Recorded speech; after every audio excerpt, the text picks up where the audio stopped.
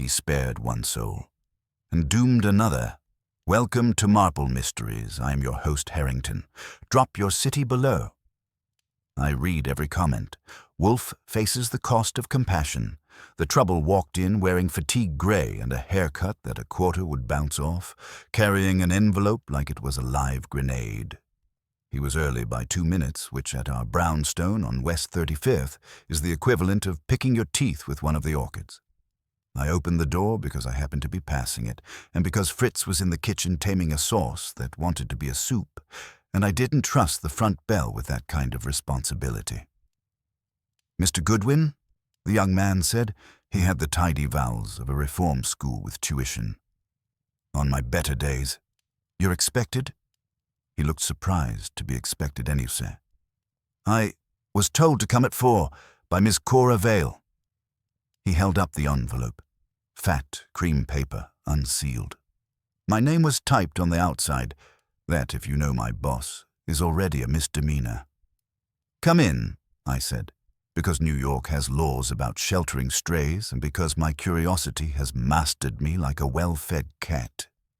I took him to the office, which is to say, the room where Mr. Wolfe sits, glares at the world, and makes a living by refusing to meet it halfway. Wolfe was in his chair behind the desk, looking like a noble ruin that had hired itself a good tailor.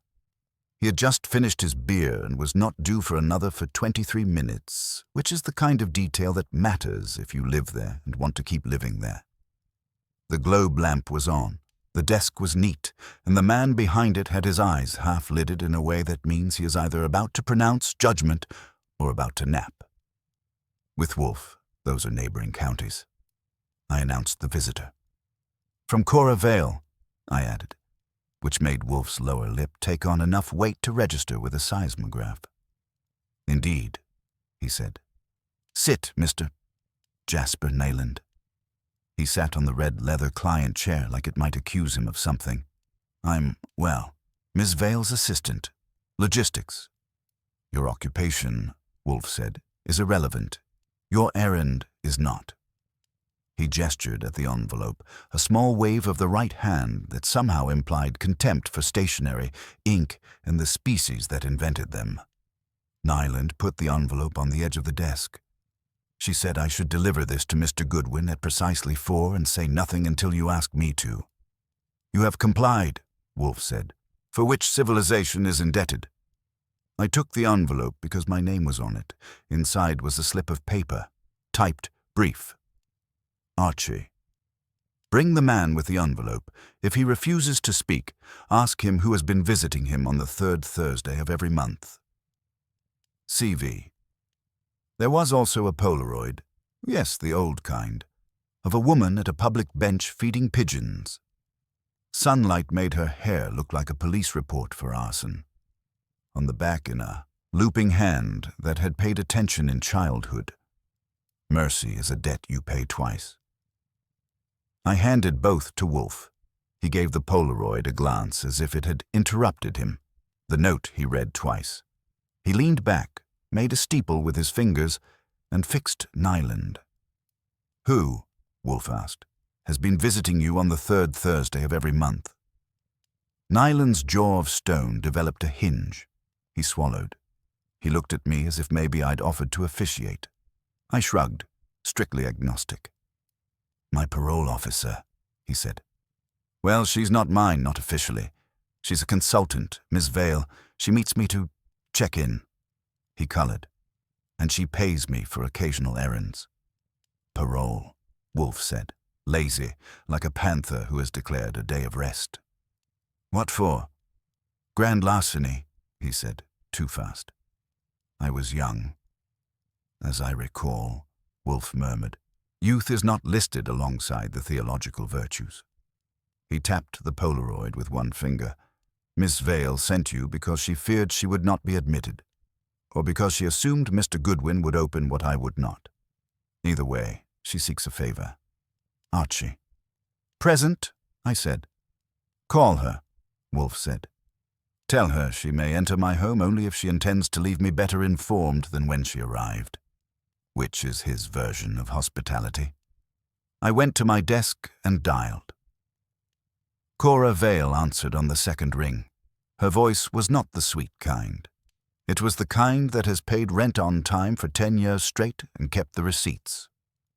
Archie, you have Jasper? He's warming the leather. He says hello without saying it.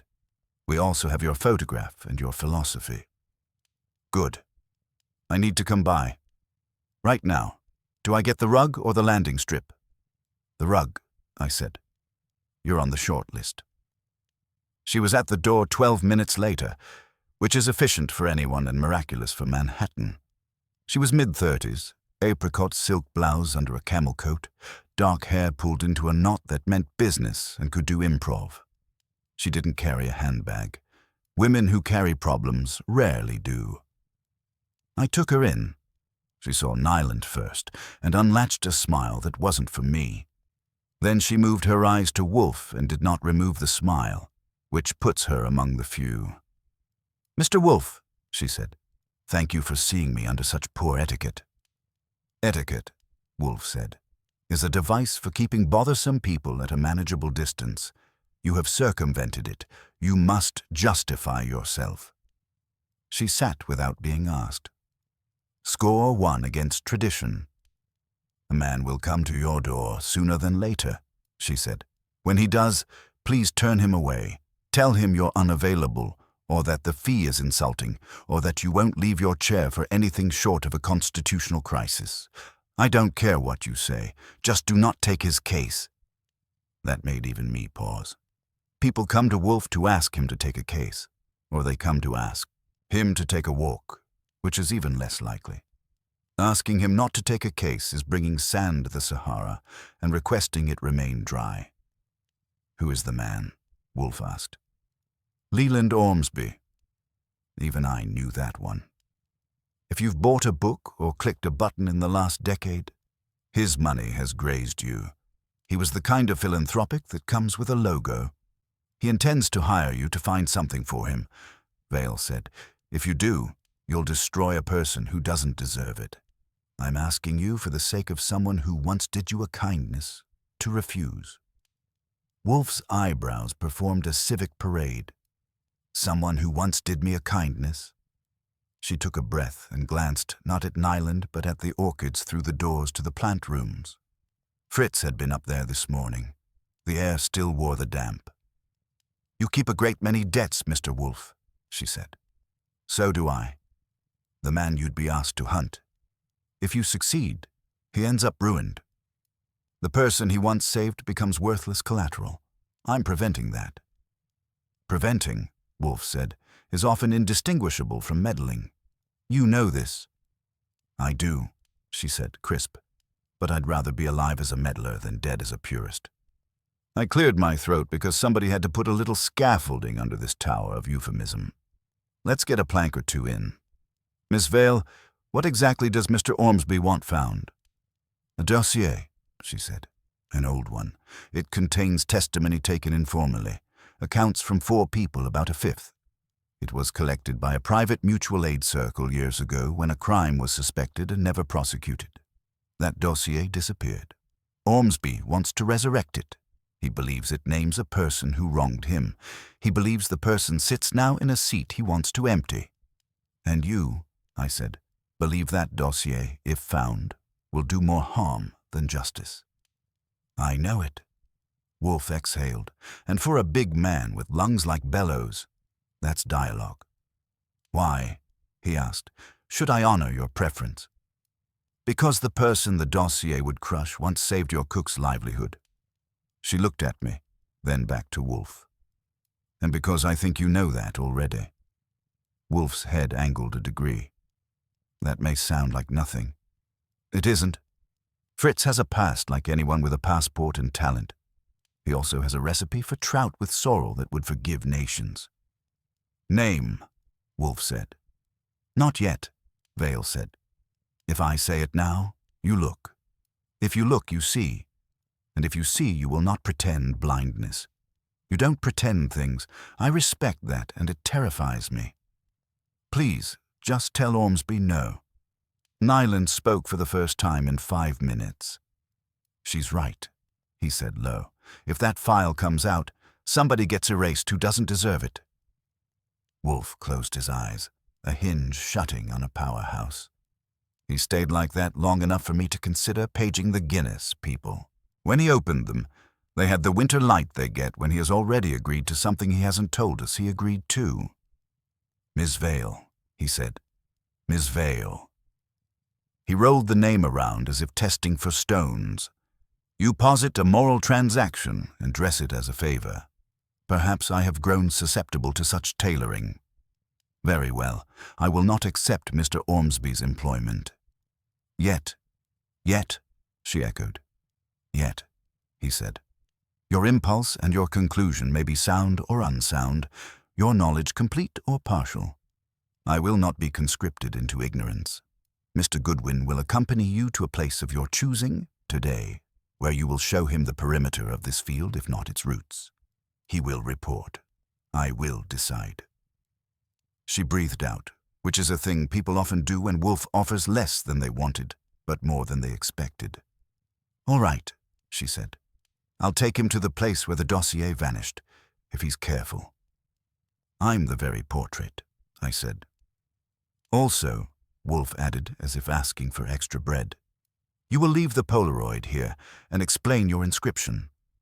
She flicked a glance at the photograph. "The woman," Vale said, "is named Mercy Garrison. Yes, Mercy. She's the kindness I mentioned. She's also the reason Ormsby is suddenly stirring graves. He doesn't know what he thinks he knows. Mercy does, and she has paid twice already for something she shouldn't have been billed for once." "Why the pigeons?" I asked, because somebody had to ask something easy. "She talks to them when she has to decide whether to forgive someone," Vale said. "They never argue back." Wolfe grunted, which in some countries serves as a writ. "You may take Mr. Goodwin now. Archie, your notebook." "Got it," I said, sliding it into my jacket. I looked at Nyland. "Do you get to come, Jasper?" He shook his head. "I was the courier, that's all." "Not quite," Wolfe said. "Mr. Nyland remains here for 20 minutes with my assistant Theodore in the plant rooms. He will be given water, not beer. He will not use a telephone. If he attempts to leave before 20 minutes, Theodore will block his path with the full force of horticultural disapproval." Nyland's eyes widened. "Why?" "Because," Wolfe said, "I prefer to know whether Miss Vale's errand has a tail. If there is one, it will consider you more useful than she. It will consider my roof more permeable than it is. Theodore will observe from the anteroom. I will deduce the degree of insolence native to our visitors." Vale nodded once, as if she had expected nothing less than a controlled experiment with people for test tubes. "All right," she said. "Let's go, Mr. Goodwin." We were nearly to the door when Wolfe spoke again. "Miss Vale." She turned. "Do not," he said, "mistake my reluctance to take Mr. Ormsby's commission for agreement with your conclusion. I am not a sanctuary." "No," she said softly. "You're an arbiter. I'm asking for a stay." He made a small, impatient motion with his hand. As though the conversation were a fly, he refused to swat out of charity to the fly. On the stoop, the October air had the clean bite that makes a man decide to either buy a coat or a ticket south. Vale hailed a cab with the economy of a person who had once taught a classroom, a prison yard, or a boardroom to behave. As we slid in, she gave the driver an address in Washington Heights and turned to me. "Why the 20-minute hold?" she asked. "Because anyone who wants to watch you walk out of Wolfe's house will want to watch the kid who walks in. If we have a caravan, it'll show. And if we do, then," I said, settling back, "we're definitely in the mercy business. And my boss, for reasons I expect to dislike when I learn them, has just extended store credit." She smiled without cheer. "He'll regret it. He'll say regret is a trivial word for a complex sensation, and then he'll finish his beer." We pulled away. In the side mirror, I could see the brownstone's door close, sealing the quiet like a vault. Inside, a parolee with square shoulders was being escorted upstairs to look at orchids and not at the hallway. Upstairs, Theodore would be pretending not to glance at the street below, and downstairs, Wolfe would be still as a mountain while his mind rearranged furniture in rooms no one else could see. If you're asking what exactly I thought we were walking into, you'll have to be satisfied with the truth. I didn't know, but I had the photo in my pocket, a woman feeding birds and a line about paying twice. And I had the sense, hard to describe but easy to recognize if you've lived with Nero Wolfe long enough, that we hadn't been hired to find a thing so much as to decide whether letting anyone find it would turn justice into a cheap trick. Which, if you want the definition pinned on a corkboard, is exactly what mercy looks like on a bad day. Washington Heights didn't smell like mercy. It smelled like cold rain and subway dust, the kind of combination that makes a man regret owning shoes that need polishing. The cab coughed to a stop outside a building that had ambitions of being condemned but couldn't quite get the paperwork together. 3 stories, bricks the color of overused coffee filters, and a stoop where the iron railing had lost its fight with rust years ago. Cora Vale paid the driver with exact change and no eye contact, which told me she wasn't new to caution. "She lives on the 2nd floor," she said, motioning me out. "Or what's left of it." "Mercy Garrison," I said, to be sure the ghosts had the right name. She nodded. "If she's in, don't talk too much. She'll answer what you ask, but only if she thinks you already know. That's the kind of tip that makes you wish for a manual." We went up the stairs. They creaked like witnesses. A hallway light buzzed overhead, announcing our progress to the Roaches. Vale knocked once, then twice more, a rhythm that might have been a password if you were sentimental about secrecy. The door opened 3 inches. A woman's face appeared in the gap, narrow, sharp-boned, not young but not fragile. Her eyes were blue-gray and tired in the way of people who have stopped looking for rescue. She saw Vale, hesitated, then let the door swing open. "Cora," she said. Her voice had the kind of low depth that could make a grocery list sound like a confession. "You brought company." "Archie Goodwin," I said, stepping in. "I work for Nero Wolfe. I know who he is." She waved a hand, the gesture slow but precise, like she was brushing away a fly that used to be important. "And if he sent you, something's already started." Her apartment was a patchwork of thrift and pride. Neat, clean, but worn. The kind of place where every chair had a history and every book had been read twice. A kettle murmured on the stove, so she poured tea without asking if we wanted it. Vale took hers. I declined. Hot beverages and interrogation don't mix for me. "Mr. Ormsby," Vale began. Mercy smiled faintly. "He finally found his conscience?" "Something close," I said. "He's looking for a file, the one you were in." That got her full attention. "So he's digging again," she said. "And Cora's trying to bury the shovel." She looked at Vale, not unkindly. "You should have let it lie." "I can't," Vale said. "You know why?" Mercy's gaze softened. "Because you still believe some people deserve peace." "I know they don't always get it," Vale said. "But you earned yours." The tea steamed between them like a fragile peace treaty. I let them talk a minute longer, then leaned forward. "For the record," I said, "Wolfe hasn't taken the job, yet. But he doesn't like being manipulated, even for noble reasons. So if I'm going to keep him on the side of the angels, I need to understand what kind of choir this is." Mercy looked at me for a long second, as if weighing how much oxygen honesty was worth. Then she said, "The dossier wasn't about Ormsby. It was about his brother, Thomas. He ran a private charity. Small, quiet, selective. He helped people who'd come out of prison mostly. Jasper was one. I was another. There were 4 of us who gave statements. Things Thomas had done, money he'd moved, favors traded under the table. It was supposed to be confidential, but when Thomas died, Ormsby decided he wanted the file. He said he needed to settle accounts." Vale cut in. "He means revenge. against the people he blames for his brother's death. Mercy nodded slowly. If he finds that file, he'll destroy us. Not legally. Publicly. Ormsby's got influence. He can turn a rumor into a verdict. I scribbled notes I'd never show Wolfe. He didn't like my shorthand and didn't need it. Where was it last? I asked. Mercy hesitated. A safe deposit box in a midtown bank. The key disappeared the night Thomas died. No one had the code except him. We thought it was gone forever. Vale shifted. Until someone saw Ormsby's men sniffing around last week. Which means he found a lead, Mercy said quietly. Probably through Jasper. Poor boy's too trusting. He thinks doing little errands for people keeps him out of trouble. That was the kind of line that made my scalp tighten. And you're sure he hasn't already handed something over? Not yet, she said. Ormsby's people wouldn't let him walk away if he had. But he's in danger. Vale glanced at me.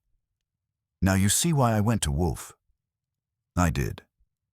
Only Wolfe would refuse to touch a case like this, then pick it apart just to prove why he shouldn't have. Mercy turned to the window, watching the rain streak the glass. You'll tell him this? I'll tell him everything he needs, I said. She nodded once. Then tell him this too. Mercy isn't the same as forgiveness. He should remember that before he decides who deserves either. We left soon after. The cab ride back was quieter. Vale stared out the window, lips pressed tight, the city lights slicing her reflection into shards. I didn't interrupt. Some silences are rented, not owned.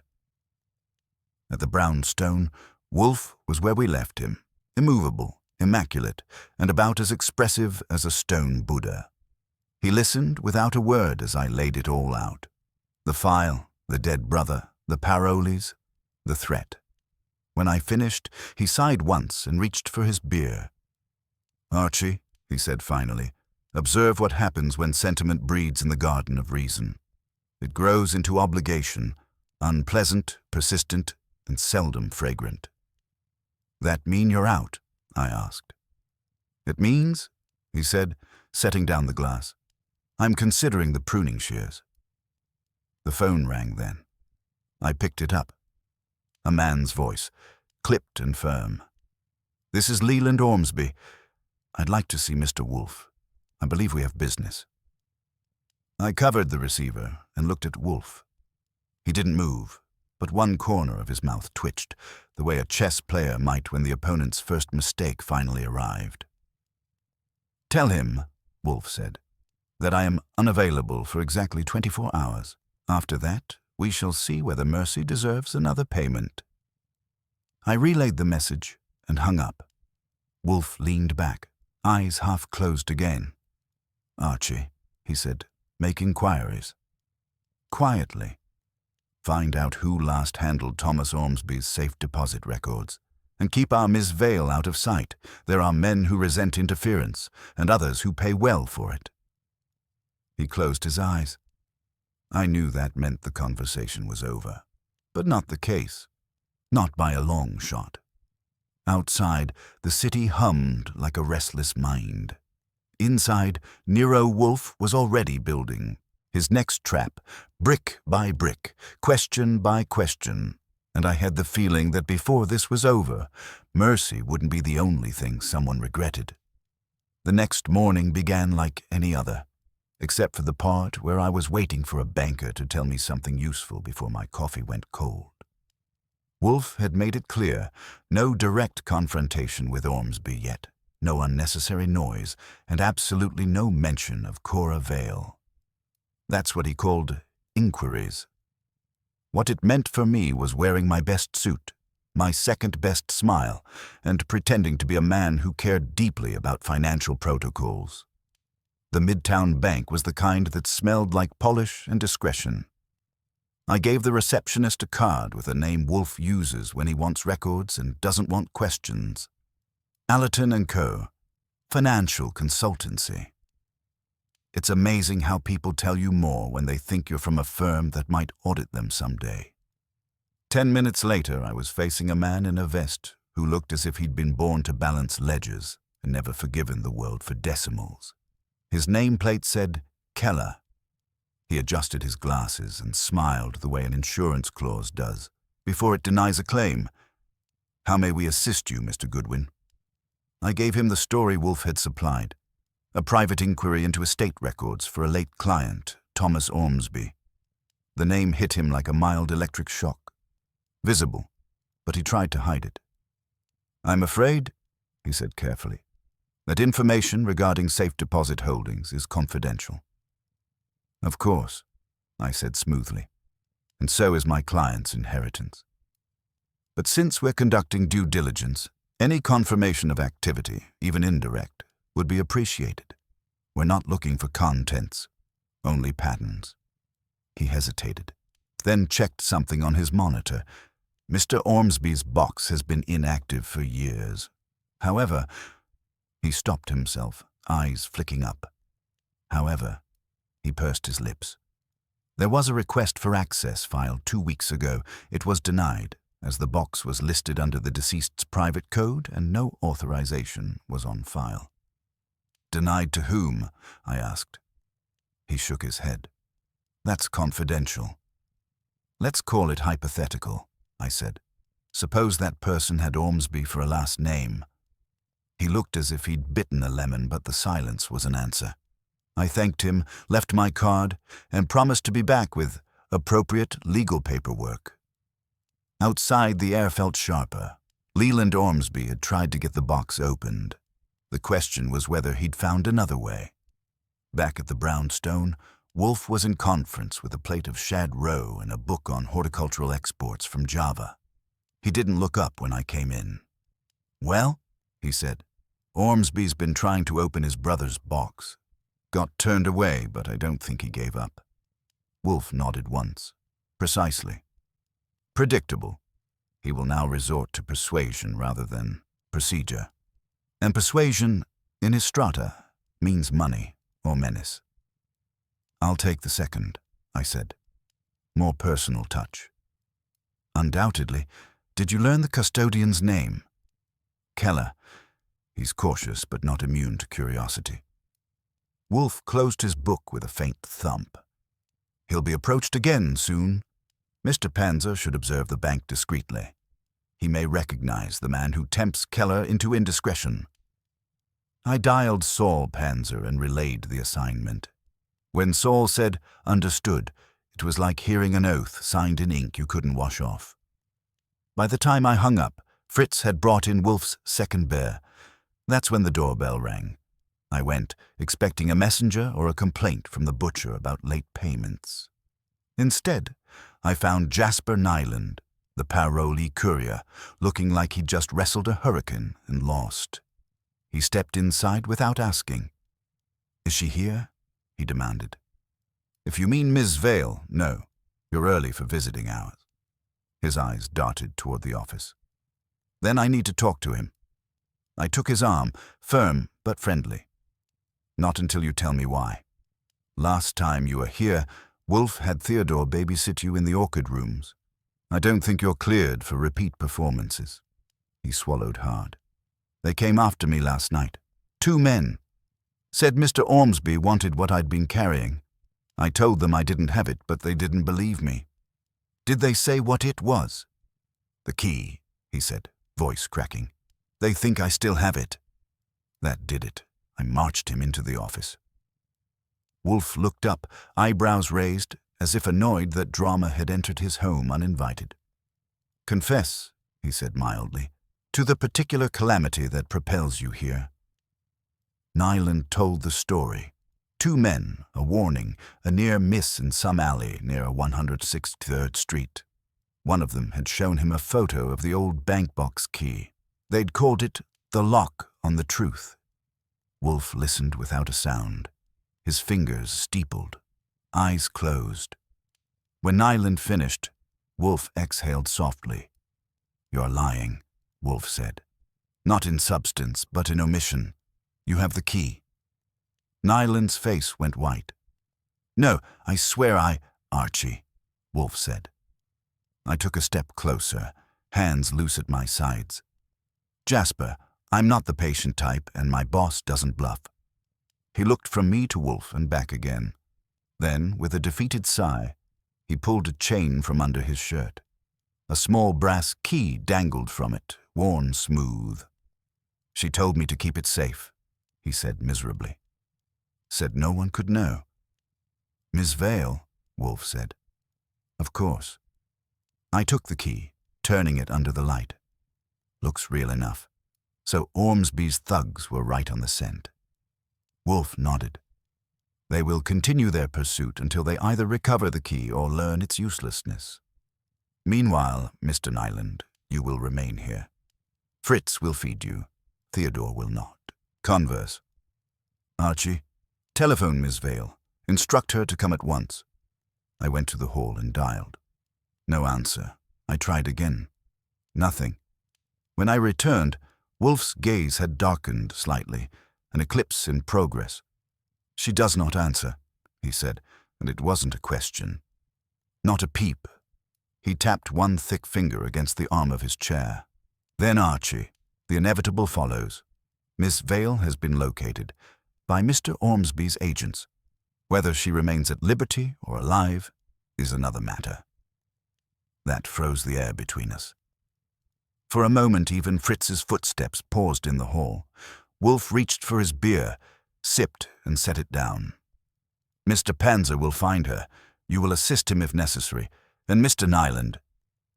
He turned those heavy-lidded eyes on the boy. You will remain where I can observe you. I dislike uncertainty under my roof. He leaned back, gaze distant but calculating. The mercy we extended has grown teeth. Let us see who bleeds first. Saul Panzer called at a little after 9 that night, which was both early for him and late for Wolfe's patience. I was at my desk when the phone rang. Wolfe was ensconced in his chair, eyes closed, looking for all the world like a man listening to an opera only he could hear. I picked up. She's alive, Saul said without preamble. His voice was steady, quiet, and as reassuring as truth ever gets. Cora Vale. But she's not fine. Someone's watching her apartment. 2 men, same description our friend Jasper gave. She hasn't gone out since afternoon. Curtains drawn, lights dim. Either she's scared or she's planning something. That narrows it down to 2 possibilities, I said. You want me up there? Better not yet. They're not moving, just watching. If she's smart, she'll stay put. I'll stick around till midnight. I hung up and turned to Wolfe. Saul's got her. She's safe for now. Wolfe opened his eyes, the kind of slow unfurling that usually meant he'd been 10 steps ahead of me before I finished dialing. And Ormsby? Saul didn't see him, but he saw 2 of Ormsby's hired ornaments staking out her place. He nodded once. Then Ormsby's escalation has begun. His first assault, failed access at the bank, was formal. The second, intimidation, is personal. The next will be practical. He will attempt possession, either of the key or the dossier itself. Archie, bring me that key. I handed it to him from the blotter. Wolfe took it between his thumb and forefinger, studying it as if it were a sample of rare fungus. A duplicate would not be difficult, but the patterning is particular. European manufacture. Bank of Homan and Strauss, before their merger. Mr. Ormsby's brother was discreet. Until he wasn't, I said. You think the dossier's still in the box? He looked up at me, and his lips twitched, which for Wolfe is the equivalent of a grin. I think, Archie, that the file was removed years ago by someone whose conscience outweighed her fear.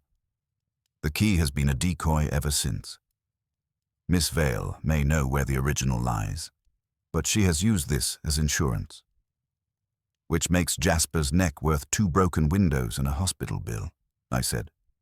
Exactly. He possesses the illusion of control, and illusions, as we know, are dangerous currency. He leaned back, eyes closing again. You will go to Miss Vale's apartment at dawn. Take Mr. Nyland with you.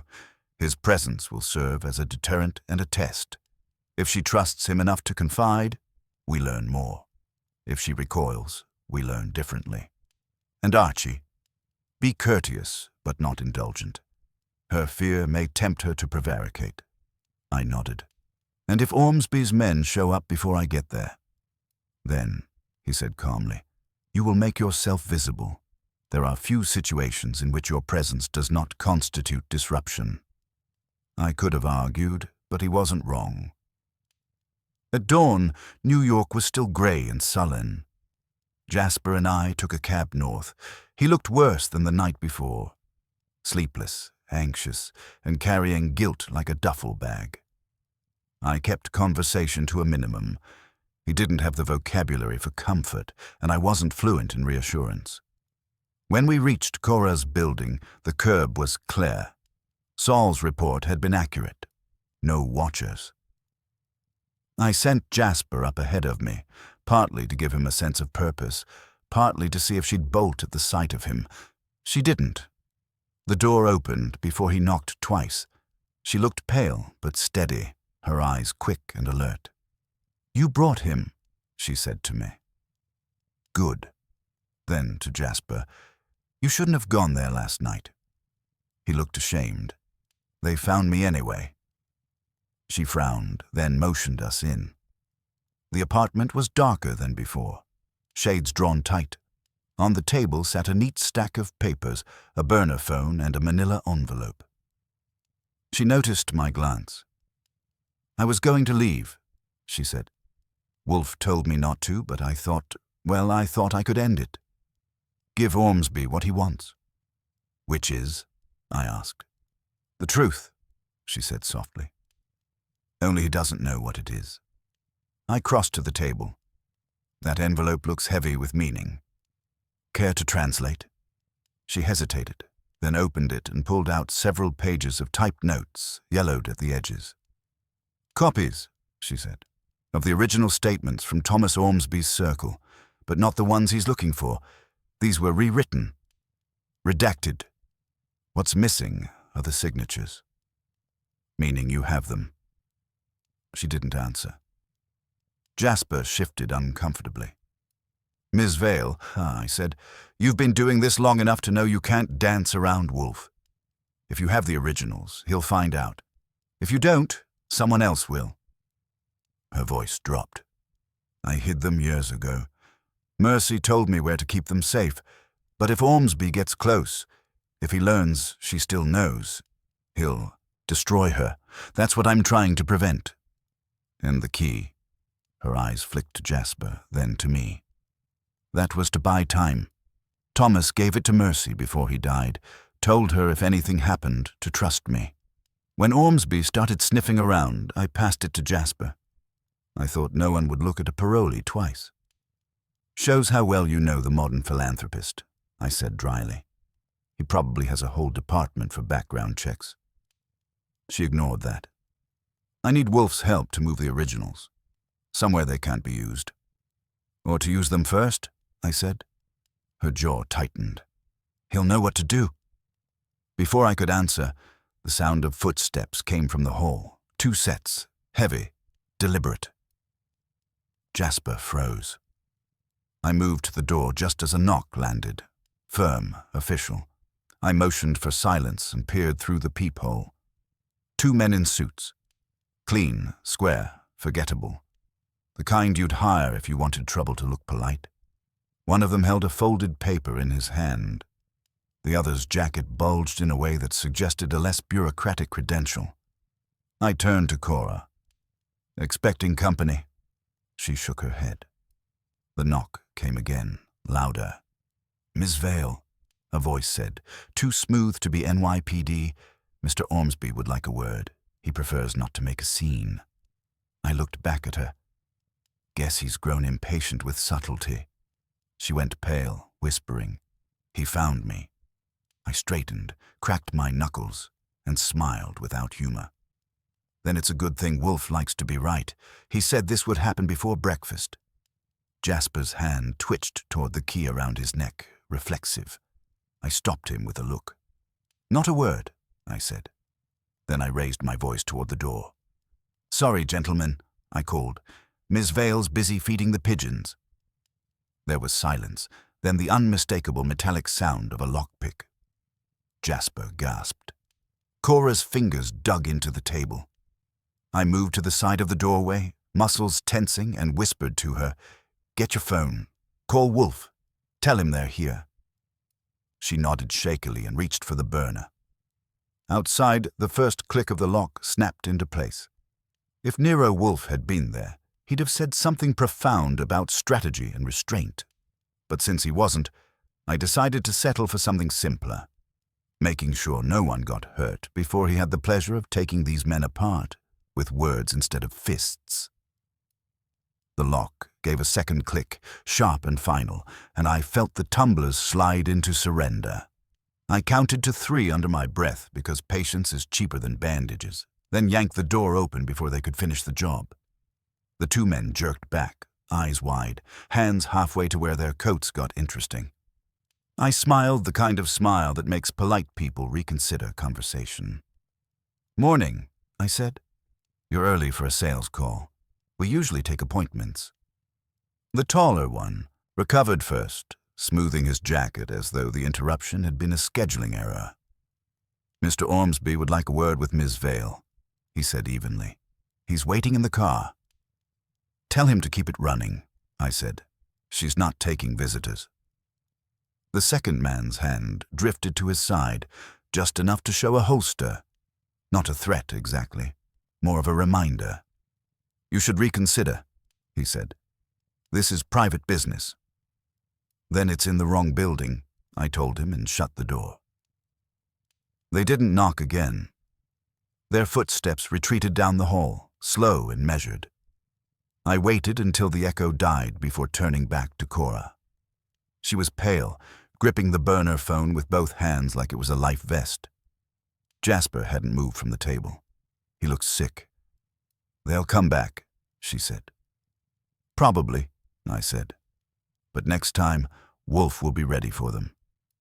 She blinked. "How?" "Because I'm going to make sure he knows exactly what Ormsby's trying to pull." I turned to Jasper. "You stay here with her. Lock the door. Don't answer unless it's me or Wolfe's voice on the line, and if anyone else knocks, you remember that the police respond faster to gunshots than to phone calls." He nodded. Too fast. Cora caught my arm as I headed for the door. "Be careful," she said. "You're underestimating him." "Lady," I said, "I make a living underestimating rich men." The ride back downtown felt longer than usual. New York was still wiping the sleep out of its eyes, and the cab smelled like someone had spilled ambition and bleach. I didn't call Wolfe on the way. He hates being interrupted mid-breakfast, and if I'd learned one thing, it's that Fritz's omelets are higher priority than homicide. When I walked into the brownstone, the smell of herbs and butter was drifting from the kitchen. Wolfe was at his desk, reading the Times with the calm satisfaction of a man who already knows the headlines are unworthy of him.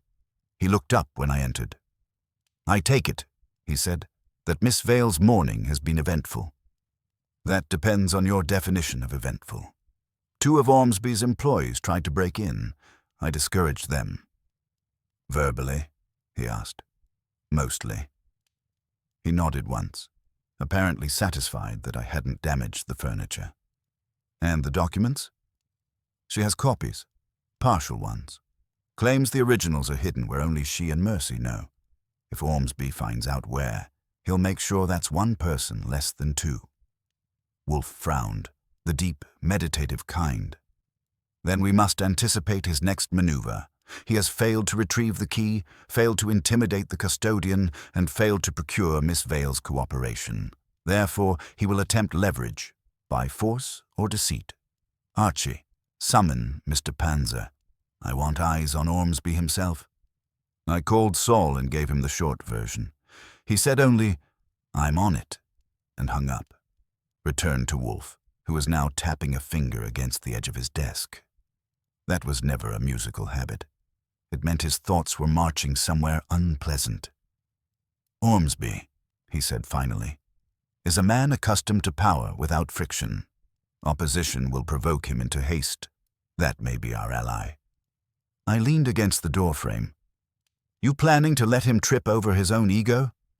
Precisely. But first, we must verify his true objective. He speaks of a file, but such men rarely pursue paper. They pursue what it conceals. Blackmail? Redemption, Wolfe corrected. He wishes to rewrite his brother's story. If that dossier exonerates or condemns Thomas, it alters Leland's legacy. And legacies in that class are sacred texts. Sounds like you're starting to sympathize. I'm analyzing, he said sharply. Do not confuse intellect with empathy. You will go to Mr. Ormsby's foundation offices this afternoon, as Mr. Allerton's representative. Tell him you have information about his brother's estate and prefer to speak directly. Observe him. His reactions will tell us more than his words. I didn't argue. Wolfe's instincts for human pressure points were better than a lie detector. Still, I didn't like the idea of walking into Ormsby's den without a plan for getting back out. The foundation was housed in a glass and steel monument near Park Avenue, all polished sincerity and corporate benevolence.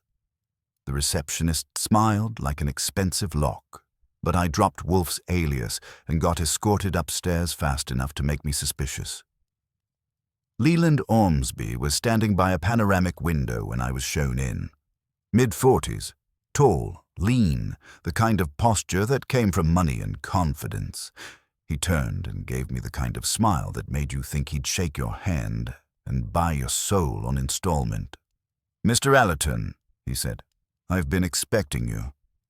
That threw me for a second. "Have you now?" He gestured toward a seat. "You represent Nero Wolfe, of course." I'm flattered. I was beginning to think he'd taken a vow of seclusion. I sat but didn't answer. He liked filling silence, I could tell. He walked around his desk and leaned against it, studying me. "I assume you've met my former consultant, Cora Vale. Charming woman, if somewhat idealistic." His tone suggested idealistic was a contagious disease. "I hear she's been busy on my behalf." "That depends," I said. "If you mean she's been keeping you from getting what you want, then yes, very." He chuckled softly. "You're direct." "Good. Then I'll be direct too. Tell your employer that I'm offering $50,000 for the return of my brother's dossier. Cash. No questions, no police." "Generous," I said. "But you're assuming Wolfe's in the retrieval business." He smiled again, and this time it didn't reach his eyes. "Everyone's in the retrieval business. Mr. Goodwin, we just disagree about the price." I stood. "I'll deliver your offer. But if you're planning another visit to Miss Vale, I'd suggest canceling it. She's running out of patience, and I'm running out of polite." His expression didn't change, but something behind the smooth facade flickered. Just a second of irritation, then gone. "Tell Mr. Wolfe he's welcome to decline," he said, "but tell him also that mercy has an expiration date." I walked out before I did something unprofessional, like test his dental insurance. In the elevator, I took a deep breath. Ormsby wasn't just ruthless. He was certain he could buy his own morality wholesale. Wolfe had been right. This wasn't about money.